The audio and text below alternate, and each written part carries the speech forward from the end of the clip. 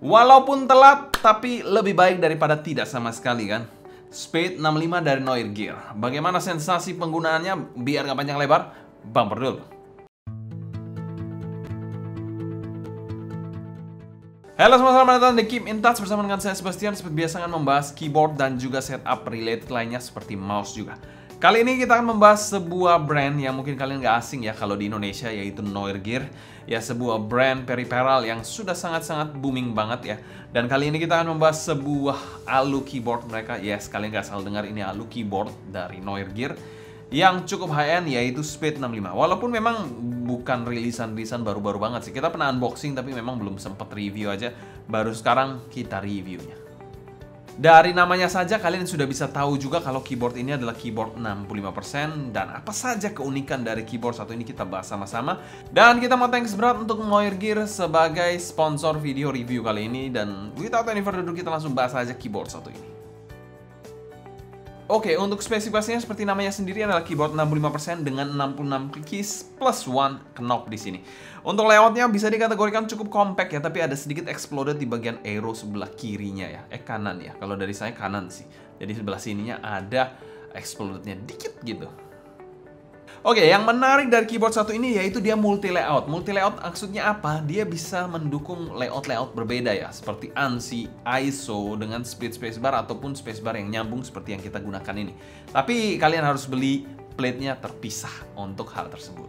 Untuk koneksinya kalian gak perlu bingung ya, karena keyboard satu ini sudah lengkap banget. Dia menggunakan wired, gigi biru pun sudah ada dan juga dongle. Jadi lengkap banget.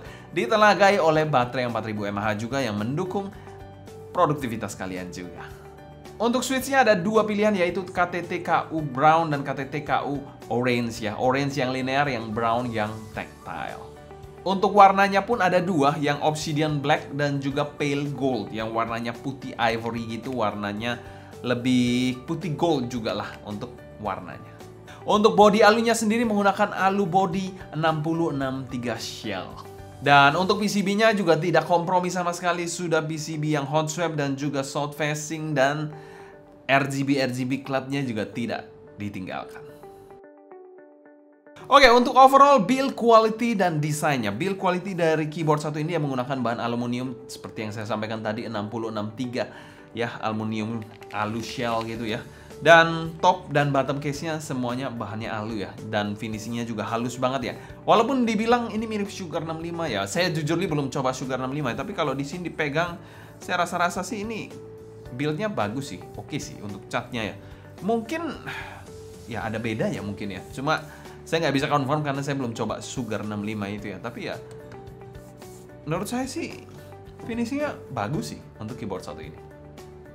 Dan untuk bobotnya sendiri, bobot dari keyboard satu ini yaitu 1,3 kg dan terkesan berbobot dan cukup mantap saat dipegang. Jadi ya bukan yang ringkih atau enteng atau yang nggak jelas gitu, nggak ya. Ini mantap harusnya.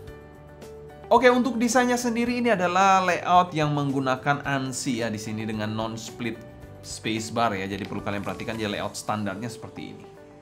Oke, untuk keyboard satu ini jelas ini keyboard alu yang tidak ada fit adjustment. Di sini hanya ada rubber fit yang fix 4 buah dan sebuah logo Spade ya di sini ya, yang di emboss seperti ini. Di bagian sini juga ada lubang screw, ada 6 ya. Di bagian sini juga ada, dan di sini ada rubber fitnya. That's it untuk bagian bawahnya.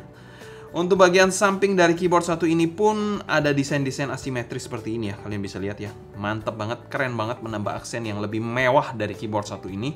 Dan itu aja. Mungkin di bagian atasnya ya biasa aja, warna hitam aja, dan di sini ada sebuah tempat dongle ya. Dan di sini ada switch-nya ya, dan USB-C port. That's it. Di bagian bawahnya polosan aja sih.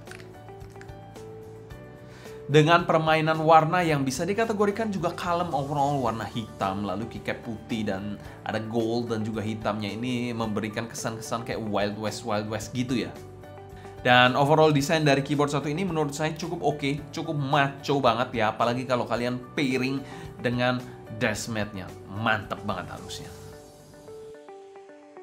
Oke, selanjutnya kita bahas switch dan keycap dari keyboard satu ini. Keyboard satu ini menggunakan yang punya kita adalah KTT-KU Brown. Yes, ini adalah tactile switch yang saya nggak tahu ini asalnya dari mana, antah berantah. Karena mungkin saya juga baru main di sini, yang saya tahu HMX, lalu Kateron, lalu yang umum-umum lah. Yang switch umum gitu saya paham, lalu Giem gitu-gitu, Neon gitu-gitu masih lebih paham ya daripada yang KTT-KU. KTT-KU itu asal dari mana juga saya nggak paham ya. Mungkin kedepannya akan lebih banyak referensi ya untuk switch dan juga keyboard. Pengetahuan kita semakin banyak, review juga semakin baik. Kalau ada yang kurang kalian feel free aja tambahin di kolom komentar di bawah, jangan sungkan-sungkan juga. Oke, untuk switch tactile sendiri memang pengalaman kita masih terbatas ya dengan menggunakan Wisteria dari Akumaker itu. Tapi KTT-KU Brown ini baru pertama kali menggunakan tactile lain, saya sudah jatuh cinta banget karena ini tactile-nya, feedback-nya dapet ya dari tactile satu ini. Memang cukup berat ya untuk switch satu ini, tapi mantep banget feel-nya, snappy banget dan menyenangkan saat dipencet. Untuk suaranya kita coba bahas aja, nanti kalian bisa kasih pendapat kalian bagaimana suara dari keyboard satu ini.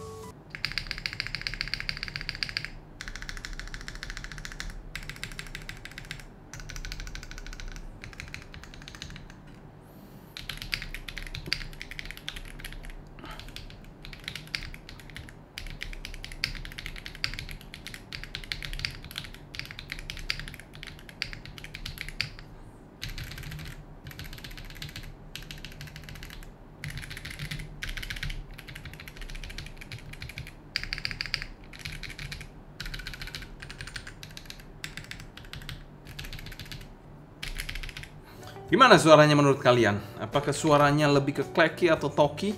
Kalau menurut saya rada-rada ya mungkin agak clacky dikit ya. Menurut kalian gimana? Bisa tulis di kolom komentar di bawah ya. Oke, untuk bahan keycapnya sendiri adalah PBT Dye-Sub di keyboard satu ini keycapnya ya. Ya cukup oke lah menurut saya, walaupun bukan double shot tapi ya cukup oke lah untuk bahan keycapnya.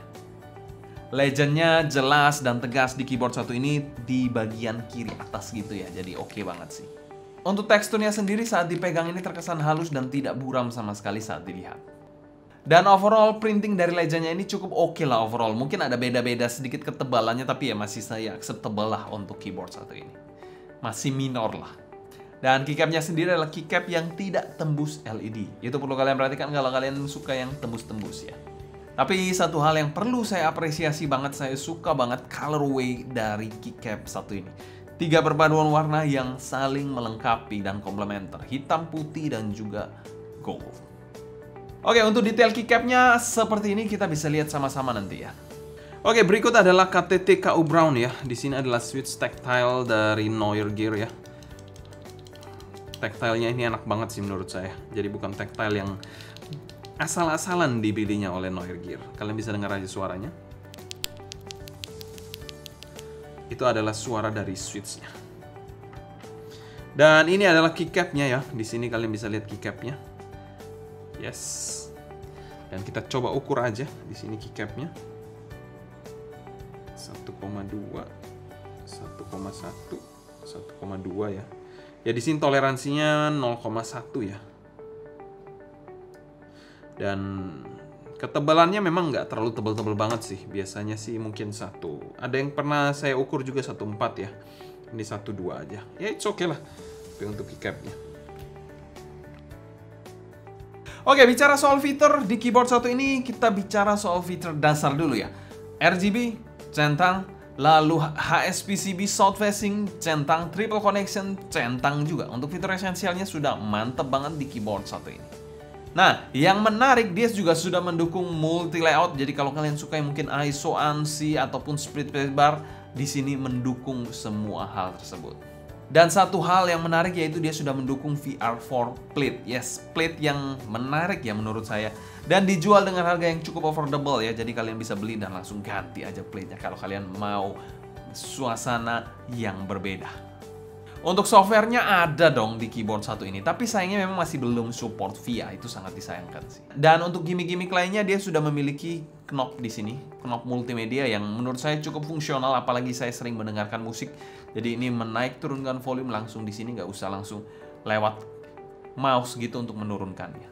RGB tentu tidak lupa di keyboard satu ini dengan berbagai aksen yang bisa kalian modifikasi di softwarenya. Di sini pun kalian bisa mainkan aja kikinya untuk mendapatkan sensasi RGB yang menarik. Oke, selanjutnya kita bahas pro dan cons dari Speed 65 ini. Cons dari Speed 65 yaitu bahan keycapnya agak sedikit meragukan, tapi ya itu mungkin bagi sebagian orang tidak terlalu bermasalah ya. Cons yang kedua yaitu dia belum support VIA. Mungkin bagi sebagian orang itu akan menjadi deal breaker ya, karena mungkin mereka on the go dan web based banget gitu ya. Jadi ya itu mungkin bisa menjadi deal breaker buat sebagian orang.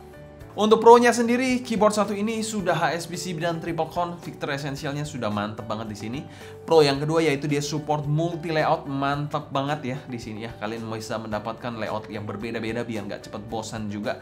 Yang ketiga yaitu dijual juga plate-nya, jadi kalian bisa ganti-ganti plate-nya. Pada saat kalian sudah bosan dengan plate bawaannya bisa ganti dengan VR4. Pro keempat yaitu dia sudah alu body. Alu body itu memberikan gambaran sebuah kemewahan menurut saya. Bukan hanya kemewahan, tapi perasaan build quality.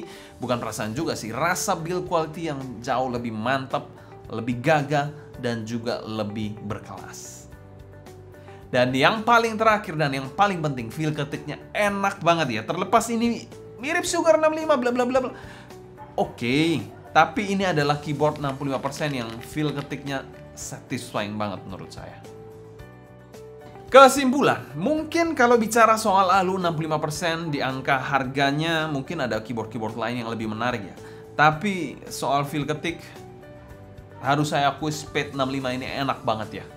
Mantep banget, saya suka banget. Jadi kalau kalian mencari feel ketik yang enak 65%, ini bisa kalian consider dan pertimbangkan. Mungkin sekian dulu sharing saya mengenai Speed 65 ini. Kalau kalian suka jangan lupa subscribe, nyalakan notifikasi, berikan juga tombol like-nya untuk mendukung channel kecil ini biar lebih berkembang lagi. And seperti biasa, saya Sebastian pamit undur diri, sampai jumpa di video berikutnya and stay keep in touch.